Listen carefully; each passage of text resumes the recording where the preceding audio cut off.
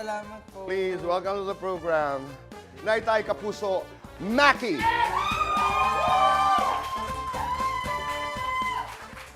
Ganda, anong kwento ng Dilaw? Mabilis lang. Kwento po ng Dilaw, ako po, actually yung kanta pong Dilaw, hindi po siya talaga for a specific person na talaga romantic. I actually wrote it for myself. Okay. At ang sinasabi mo sa sarili mo sa awit na ito ay, Ako po para sa akin yung best form of love po is hindi siya kagaya ng red. Kasi po lagi pong associate yung love para sa akin ng pula. Na laging sobrang passionate, sobrang, romantic. Obsessive. Ganyan. Exactly po ganun. So ako para sa akin po yung love is calm and it's like a sunshine, like the yellow sunshine. chill lang. Yeah, warmth, self-acceptance. At saka meron kang, there's a word sa chorus na ikaw ang aking Ikaw ang katiyakan ko. you're my certainty. Yes. Ganda. And who is that? You. Me. Ganda naman. Alam mo, tamang-tama ang pinag-uusapan natin. Dahil ang ating for today's talk ay may kinalaman, ito, isasali kita dito dahil Sige po. ang mga awitin mo ay hugot sa mga kwento ng buhay. Yes. Hindi lamang buhay mo, buhay ng mga kaibigan, but buhay naming lahat. Yes. Sometimes you write a song without really knowing that you're writing the song for all of us. Because you're writing it for yourself. Yes. Katulad ng self-love. Katulad na lamang po nito, muling nagsama po si Paulo Contis at ang kanyang ex-wife na si Lian Paz, kasama ang kanilang dalawang anak na babae. Nangyari ang kanilang pagkikita kamakailan po sa Cebu. Mga ilang buwan nang nagkaayos si Paulo at Lian, pero hinintay niya ang birthday ni John Cabahog. Ang partner po ni Lian ngayong araw para isapubliko ito dahil malaki ang naitulong ni John para magkaayos sila ni Lian. Sa kanyang post, nagpasalamat si Paulo kay John for allowing him to see Lian and his daughters and for taking care of the kids. Nagpasalamat din si Paulo kay Lian for her kindness and forgiveness. Nangangako si Paulo na hindi niya sasayangin ang pagkakataong ito and to have a constant communication with them. Hindi na dinitalye ni Paulo ang ilang pa nilang napag-usapan ni Lian dahil ayaw na niya itong isapubliko. And this past years, pinili rin niyang manahimik habang inaayos niya ang ilang mga bagay sa kanyang buhay. You know, I wanted to read this in your presence kasi malaking bagay dito yung self-love. Yes. Di ba? Hindi ka pwedeng makipag-ayos sa mundo kung walang pagpapatawad, Yes po. kung walang humility, Yes. kung walang pagmamahal. I love Paulo Contis. You know, for all his flaws, katulad natin, lahat naman tayo, di Yes ba? po, yes po. May mga kahinaan tayo. But it takes a lot of courage to be able, di ba? You wanna say something? Go ahead. Courage. Ako po para sa akin, when I was writing this song, I was reading a book saying things about courage. Ako para sa akin yung courage kasi it's many things. It's many things. Pero po para sa akin sa pagpupursue ng dream na to or tao man, the courage and the courage of acknowledging that you are not the best and you are not perfect. The courage to sit down with your demons, with your flaws. Ako po para sa akin, yun yung talagang nagsa-start po doon yung totoong pagmamahal. Hindi lang sa atin, hindi lang sa sarili mo, kundi sa mga tao nakapaligid sa'yo. Pag minahal mo na yun, pag nagkaroon ka ng courage to love these things, yun po yung totoong pagmamahal. And the courage to be humble. The courage Yes to po. love. Yes. Natutuwa ako sa kwento ni Paulo dahil naayos, lahat pala talaga nakukuha sa magandang pag-uusap. Yes. And in God's good time talaga. Yes po. In God's good time. Maraming salamat. Kaya, Paulo, if you're watching, maraming salamat for sharing this story with us. Na kahit gaano kahirap minsan yung nangyayari, yung mga eksena natin sa Yes. buhay, pero kung meron kang pagmamahal Yes. na sapat, lahat pwede. Pero isa sa mga pinakamalaking senyales ng isang kanta dito sa Pilipinas ay napakalaki. Ay pag napansin ka na ni Michael V. Hindi totoo yun, di ba? Opo. Pag na-parody ka na, is that the correct word, RD? Yes, parody. Pag na-parody ka na ni Michael V, ibig sabihin the song is massive. Di ba? Yes po, para po sa akin talaga, I made it moment ko na po talaga. At yung pinanood ko po, tapos parang sabi ko, grabe, parang si Sir Michael V na po gumawa ng kanta. Tapos sobrang, nakita niyo po, may nails din po siya Yes. na ganito. So parang sobra pong pinag-isipan. Tapos parang para sa akin po, nakita niya na rin po ako as a Filipino artist. So parang, pag si Michael V na po gumawa, ibig sabihin, you made it. ang dilaw naging hilaw. Yeah. Gawin mo nga, sige nga. Actually, pinanood ko yan eh. Game. Sige Kantayin mo natin. Ano yun? Paano yun? Sir Michael B, para sa ito. Naku, tigilan ng Tagalog yung bali. Ang bigas, mali-mali. Pagpapantig na ang dali-dali. Parang nagpapanggap kayong kahit na nakabarong. Bakit sablay ang Pilipino nyo? Bakit pa ko nyo kayo boring? Iba ang asta, iba ang galaw. Pinoy ng dila, may accent, biglang lumilitaw. Ikaw ay Pinoy na hilaw. Respect po sa mga konyo dyan. Ano lang po to. The great Michael V. Maraming salamat. Pero di ba? Nakakainis pa yung lip tint. Ganyan po ba ako mag-lip tint? Ang pangalang ginamit niya, Maki din. Ano po, parang Yaki. Yaki. Ano? Yaki po. Yaki. Yaki. Maraming salamat. Pero bago ang dilaw, bago ang namumula, bago ang bughaw, bago ang kahil na Nalangit. langit, you started to do one song. Naalala ko yun, Halaga. Yes. And tell us a story of how humbling that experience was. Actually, yung first ever single ko na Halaga, wala po talaga masyado nakakaalam. Even now, na meron na akong kantang Halaga. Pero yung kantang po to, ito yung nagbigay sa akin ng hope at the same time, nagkaroon po ako ng realization na kailangan po talagang paghirapan lahat ng bagay. Sandali, nung nirelease, hindi talaga siya napansin. Yun nga po eh. Parang para po sa akin kasi I really take pride in what I do. Okay. And then nung nirelease po to, back in 2021, pandemic, wala pong pumansin nung kanta. Wala pong... Paano mo nalaman na walang pumansin? Meron po kasing meron po siyang views, may traction. Right. Wala talaga. Wala po halos. Kung meron man isa, dalawa. And actually ito boy, feeling ko maiiyak na naman ako agad. No. Just tell us a story, yeah. Back when I released this parang isang week, or 2 days, 3 days, I was really disappointed in myself. Na akala ko, ito na yung moment ko, nakasign na ako, naka-release na ako sa sarili kong kanta. Pero walang nakikinig. Tapos naalala ko po, pumunta ako ng kusina para uminom ng tubig. Tapos yung kwarto po kasi nila Papa, malapit po dun sa kusina. Tapos naririnig ko po yung kanta ko from my dad's room and my mother's room.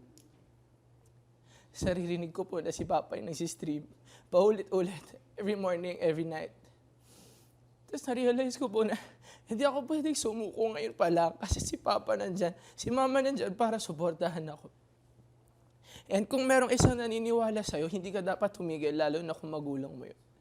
What he was doing was, he was inside the room streaming, paulit-ulit para magkaroon lang ng views. Yes. Para magkaroon lang ng nakikinig sa kanta ng kanyang Opo, anak. na parang, meron po kasing, meron po sa Spotify na makikita mo na may isang nakikinig, may dalawang nakikinig. Tapos yung kaisa-isahan po na yung Papa ko. So, sobra po akong happy kasi si Papa, ang dami po nagsasabi na ang gaganda ng damit ko, na mga nag-umpisa pa po ako. Siya rin po yung bumibili ng mga, galing sa ukay-ukay, na mga damit para po sa mga, kung magkaroon ako ng show, kung magkaroon na po ako ng mga ganito, may susuotin daw po akong maayos, ganyan. So, I really appreciate my parents. Again, this is a discussion about family. Yes po. At saka ang ganda ng sinabi mo, hanggat may isang nakikinig, hanggat may dalawa, nanay at tatay, nakikinig sa iyong musika, huwag ka dapat sumuko. Hindi ka At yan ang ginawa mo. Yun po ang ginawa. So, yan ba yung nag-lead sa'yo to creating songs sa lahat tanong?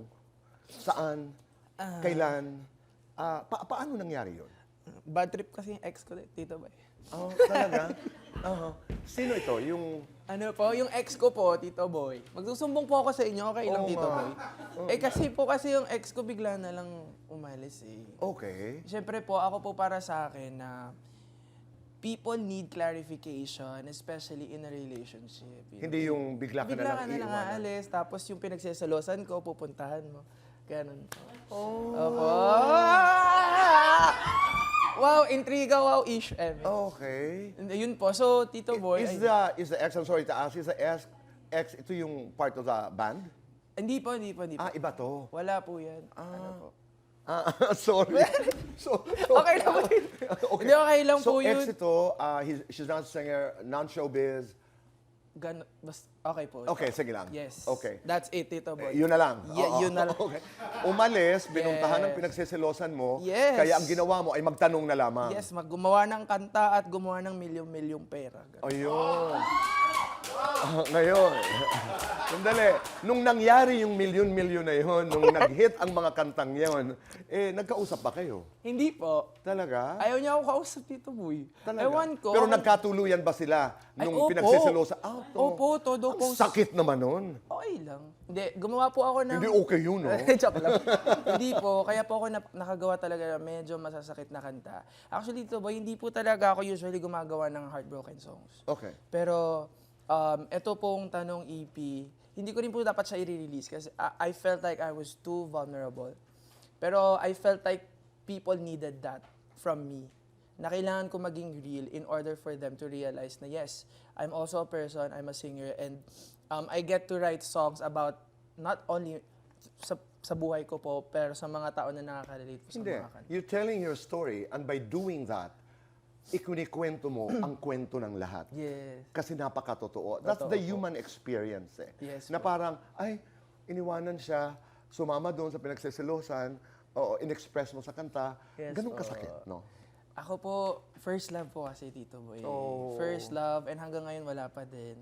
So, parang tagal na nun, 2022, something. You haven't fallen in love? Hindi na po. Oh, Sa sarili ko na lang po, Tito Boy. Ganun po muna. Talaga. And I understand that. Pero umaasa ka na sana'y magkausap, sana magkaroon ng closure.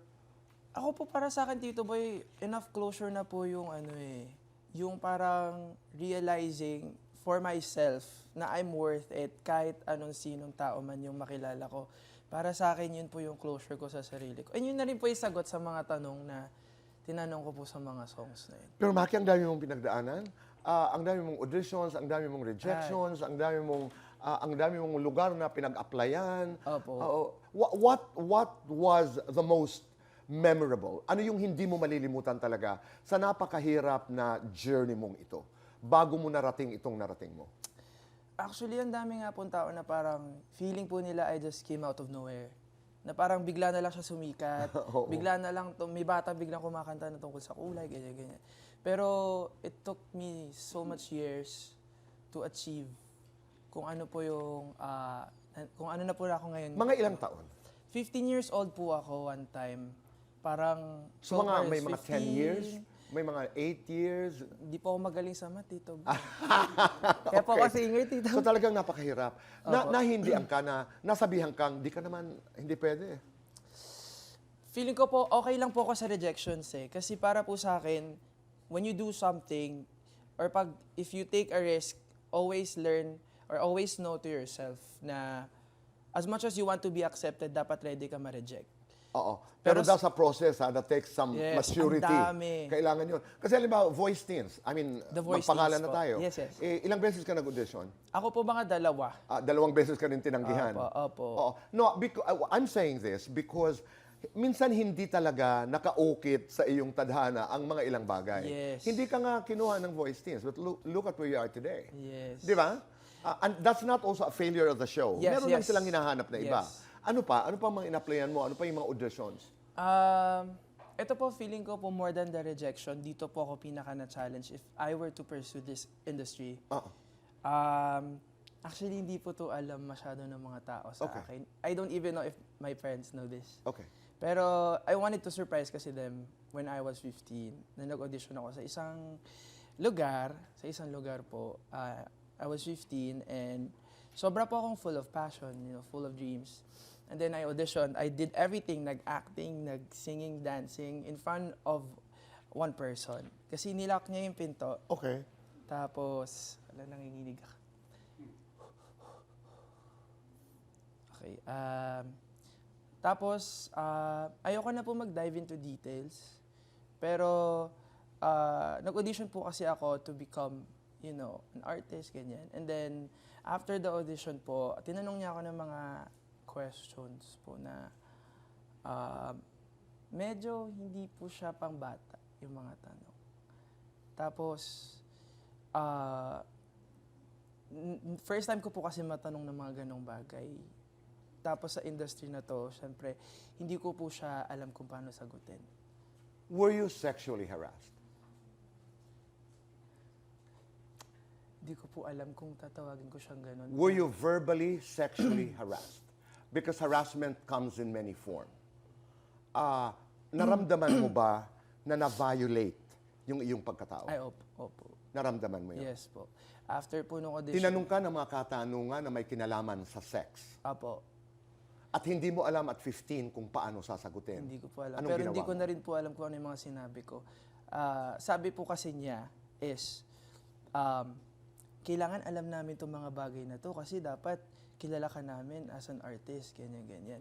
So ako po, naniwala po ako so kung ano-ano pong sinabi ko ng mga bagay na na-expose. Feeling ko po, first time ko po, kasi mahihain po akong bata eh. Ano ito? Na para kang hinubaran? That you were stripped naked in that conversation?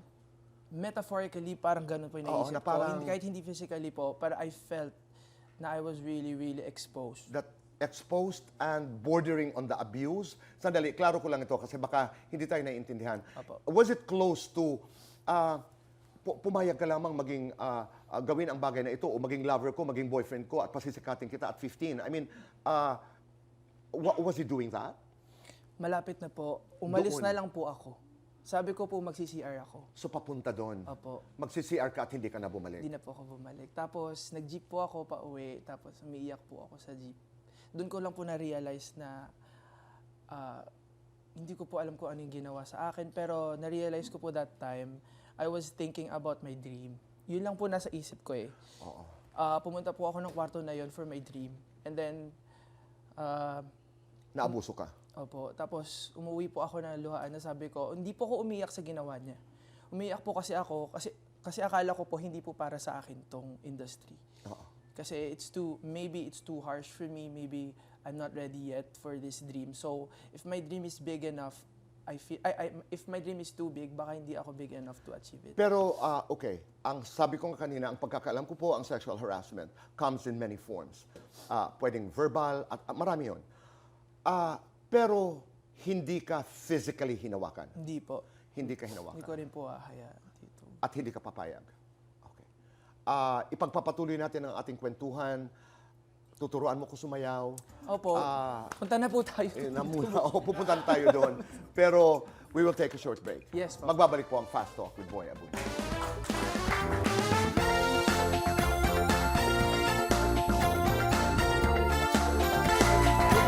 So, kasama po natin si Maki. Maki, let's do Fast Talk muna. Fast talk! Okay. Let's go! Dilaw, bughaw. Bughaw. Sigurado na, hindi pa. Sigurado na. Saan, kailan? Kailan? California Maki, baked sushi. Masarap. Singer-songwriter.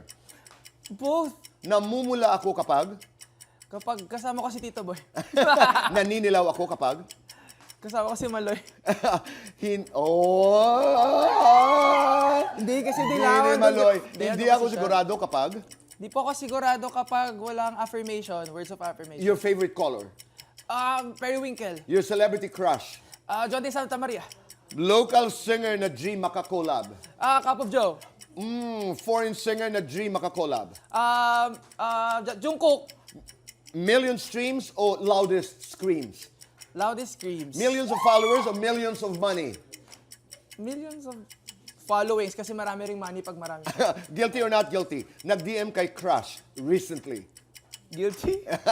guilty or not guilty, nagka-crush sa isang fan, Not guilty. guilty or not guilty, na-fall sa kapwa artist, sabihin ni Maloy, Charot. Guilty po. okay, guilty or not guilty, hindi pa rin maka-move on kay ex, Not guilty. lights on or lights off, Dim lights po, yung may lantern na warm. happiness or chocolates, Happiness po kasi diet po ako, di po. best time for happiness. Every time. Joke lang. After work po para responsible. Okay, isang tanong para sa sarili mo ngayon, ano ito? Tanong ko po sa sarili ko ay kailan lalabas ang album? Ang sagot? Ang Ay, sagot? September 19. September 19. Ngayon tuturuan mo ako sumayaw, Yes. namumula. Grabe na pasayaw natin si Tito Boy. Actually, ang nag-choreograph po nito si Justin from SB19. Hi, Justin. Yes, friends po kami. Oo, So, kaibigan natin Justin, shout out. Thank you Okay. so much. So, ano lang po siya, Tito Boy? So si Simple Justin lang. ang nag-choreograph nito. Yes. Alam niya kasi na kaya kong sayawin. Opo. Alam ko rin po, kaya-kaya niyo, Tito Boy. Okay, game. So, Okay. ganito lang po siya. Ganito po. Namu, tapos kembot po. La, sabi ng utak, tama na. Ay, paawat ng tibok, Tito. Na, darama. Lower po, Tito Boy. Na. Hanggang dyan lang. Thank you po, Tito Boy. Thank you. Uy, palakpakan niyo naman si Tito Boy. Grabe na. Dali. Isa pa. Next po.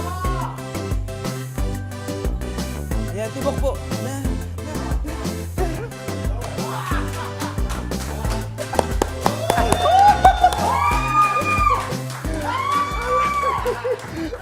Thank you po, Tito Boy. Mahirap ito.